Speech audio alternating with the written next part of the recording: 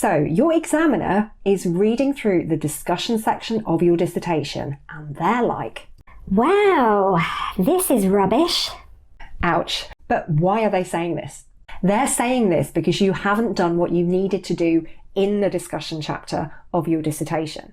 Now, what you needed to do was to go back to the literature review, identify the key things to emerge from that literature review, and then to consider those in light of what you discovered in your own study. You haven't told the examiner how the existing literature helps explain some of what you found. You haven't said what was wrong with the existing literature in terms of how it didn't explain other things that you discovered. You haven't made a judgment about the existing literature in terms of how useful or useless it is to you in explaining what you found in your own study. You haven't positioned your own findings in the context of the existing literature. But don't worry, that is not going to happen to you. That was not a premonition. In this video, I'm going to tell you how to tackle your discussion chapter so your examiner does not sit there reading your dissertation, talking to themselves about how awful your discussion chapter is. I'm Dr. Elizabeth Yardley, and I've been supporting postgrad and PhD students through their social science dissertations for the last 20 years. I've seen all manner of discussion chapters in that time, from the downright awful to the outstandingly fabulous. You can and you will write a discussion chapter of the latter variety, and I'm going to show you exactly how to do that. This is the final part in a 4-part series about habits that are ruining your dissertation literature review. So if you want to check out parts 1 to 3, I've linked to them in the description. Now, before we get into that, if you are here wanting to learn how to make your literature review better, how to generally make your dissertation better, you are probably going to be interested in my new course, Literature Review Rescue Plan. It does what it says on the tin. It rescues your literature review. During the course of 10 lessons, it takes you from overwhelmed to totally on it. In the course, I walk you through the process of taking your scrappy notes or your thousands of words of fluff and filler and developing that into a lean, mean literature review machine. If your literature review is a mess, if the structure is all over the place, if you've tried to tidy it up and ended up in even more of a pickle than you started in, then this course is for you. You can enroll today and watch the first lesson for free by clicking on the link in the description. Now, back to the video. Here's what we'll be looking at. Firstly, why lots of students screw up their discussion chapter. Secondly, the structure of a discussion chapter. And thirdly, exactly how to integrate your literature review into your discussion chapter. So let's start off by looking at why lots of students screw up their discussion chapter. Now, most students, when they're writing up their dissertations, they take quite a linear approach to it. They do one chapter at a time. To put that simply, they wrote their introduction and then they put that away. Then they wrote their literature review and they put that to one side, and then they got on with their methodology chapter. And after they'd done that, they put that away and they got on with their findings. And then they finally arrive at the discussion chapter, and it kind of feels like they're starting from scratch. They just kind of end up repeating what they said in the findings chapter, and they might include 1 or 2 references from the literature review, but they're just kind of sprinkled in. They're not meaningfully integrated. Because to be frank, their literature review was quite a long time ago and they can't really remember very much about it. That is not the best way to produce a dissertation, but that's not their fault. In most classes about the dissertation at college or university, that's kind of how they teach you to write it, one chapter at a time. And if you've looked at any books for guidance on how to write your dissertation, you'll find that that kind of proceeds in the same order as well. They teach you chapter by chapter by chapter. Actually, the best way to write a dissertation is quite a messy process. There's a lot of back and forth. You should be constantly going back to chapters that you've already done some work on. You should be changing them and tweaking them and improving them as you go along. And your literature review is one of those chapters. You should be constantly in and out of your literature review throughout your dissertation process. This way, your head is always in your literature review. It's at the forefront of your mind, and the existing literature is always informing everything you're doing. Shameless plug, the back and forth method is the one that I cover in my course. Sorry, not sorry, link in the description. Anyway, back to the traditional approach to writing up a dissertation, that very linear chapter by chapter approach, which really does need to be banned. What happens with this approach is by the time you get to your dissertation discussion chapter, your literature review was a long time ago. It might have been months or even years ago if you're writing a PhD. Your head is not in the literature review, if it ever really was in the literature review. You might not feel particularly good about your literature review, and perhaps that's prevented you going back and taking a look at it. You've just got this feeling about it. But to be perfectly honest, you probably got to a stage with your literature review where you were like, oh, that will do, and you just left it alone. So I can completely understand why some people kind of forget about their literature review when they come to write up their discussion. So the first thing that you need to realise, the first big reality check when it comes to your discussion chapter, is that you're probably going to have to go back and do some more work on your literature review. But you can totally do that, that's fine. And part 2 of this video series tells you exactly how to do that. So I will link to that up here. So if you're like, oh my goodness, my literature review is a mess and I need to sort it out, you should go and check out that video. So now we've got that little reality check out of the way, let's have a look at what a discussion chapter should look like. Okay, so this is the basic outline of a discussion chapter. So you can see that we've got 5 main sections: recap, chapter map, main body, limitations, and future research. Let's see what goes into each of them. Firstly, recap. Begin by going back to the start and outlining what you set out to achieve, your aims and objectives. After this, provide a condensed version of what you discovered in your study. This should be relatively straightforward if you've come to your discussion straight from the findings chapter. Keep this relatively high level. There's no need to cite any numbers here from quantitative research or direct quotes from qualitative research. Simply summarise the findings. Give a quick whistle-stop tour of what you observed from your own study. Next up, chapter map.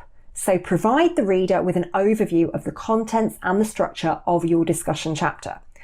It's a good idea to leave this until last because the order of your discussion might change during the writing up process, but it will go something like this. This chapter commences with X before moving on to explore Y. Thereafter, it considers Z, and so on. After that, you're on to the main body, and here you consider what you found in the context of the existing literature. We're going to go into way more detail about that in a moment, but just for now, this is where it sits. So that's your main body. Next up are your limitations. So what are the limits or boundaries of your research? What could you have done more of? What could you have done differently? Could other data have been collected? Could you have analysed it differently? And what impact does this have on the overall quality of your study? Then lastly, future research. Think about the direction that future research in this area could take. What research should be done now in terms of this topic? To what extent has your study highlighted the need for this additional research and identified more gaps in the literature? Write about that here. And that is the basic structure of your discussion chapter. If you're finding this video helpful so far, give it a cheeky like. So how do you integrate the literature into your discussion? How do you make sure that the main body section of your discussion chapter does what it needs to do? Let's go through the basics now and I'll show you an example afterwards. So, the basics. In your main body, you identify key things that you've discovered in your study and you group them into headings or themes. There should be between 3 and 5 of them. If you've got less than 3, you might need to expand them, so have a route around in each one and see if you can split it up into separate headings. If you have more than this, see if you can condense any of them and consolidate them under broader headings. Now, for each of your headings, think about what the existing literature said about that. Looking at what you found, what can you say about the literature now? To what extent is it helpful in making sense of what you found? What particular theories and concepts are useful in explaining what emerged from your own study? What does the literature not help you explain? In what ways is it unhelpful? Has the literature excluded a consideration of your participants or your cases? What does your study add to this particular part of the literature?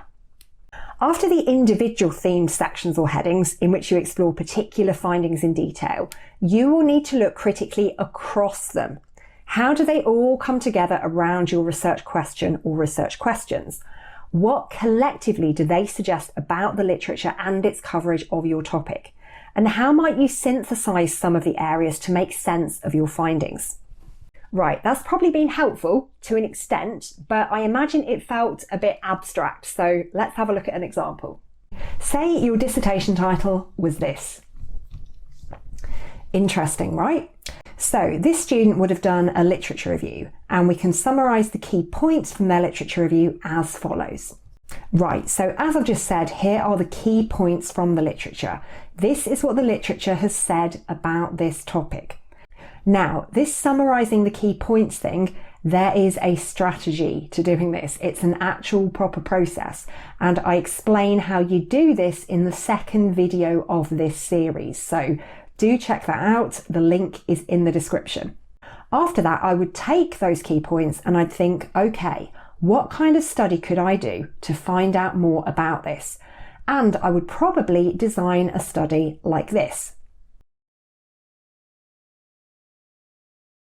And say I've now completed this study. Here is a summary of a few things that I found. So here we can see a couple of interesting things. Firstly, there are a diversity of experiences. Some people did experience difficulties with assessment centres, but others coped fairly well. Secondly, the people who did get the adjustments they needed at the assessment centres had a good experience. Those who didn't fare so well. So how do we write the main body of the discussion chapter for this example? Let's take a look. Here we can see that the student has developed a theme around that first finding about there being a diversity of experiences. They've summarised the key things that their study found in relation to diverse experiences and then explored that in light of the existing literature. They've gone back to their literature review and said, okay then, what did the literature say about this? Then they've considered how helpful or accurate that literature was, the extent to which it helps explain what they found. We can see that while some of the literature's key points did pan out in the study, there were other areas in which the literature wasn't 100% accurate, or there were ways in which the students' findings suggested that experiences are much more nuanced and complex than the literature had suggested. What the student has here is the beginning of a well-rounded discussion that acknowledges both the consistencies and the discrepancies between the existing research and their own findings. Now, if I was an examiner marking this work, I'd be like, wow, this is really good. So what the student would do next would be to develop another few themes. Remember, up to a maximum of 5. And then they would look critically across those themes. They would ask, what collectively do these themes suggest about the literature and its coverage of their topic? And boom, that's it. I hope I've emphasised how crucially important the literature review is to your discussion chapter. They might be at opposite ends of your dissertation, but the more integration you get between them, the better your dissertation will be and the happier your examiner will be. They'll be like, This is amazing. Why can't everyone write a dissertation like this? So now you've learned how to effectively integrate your literature review with your discussion chapter, like the dissertation superstar that you are. But before I wrap up, I just want to remind you to go and check out that thing I was talking about earlier. That thing being my literature review rescue plan course, which will put a stop to all the literature review anxiety that you might have going on right now. Head to the link in the description to enroll and do the first lesson of the course for free. And I will be back next week with more tips on all things dissertation.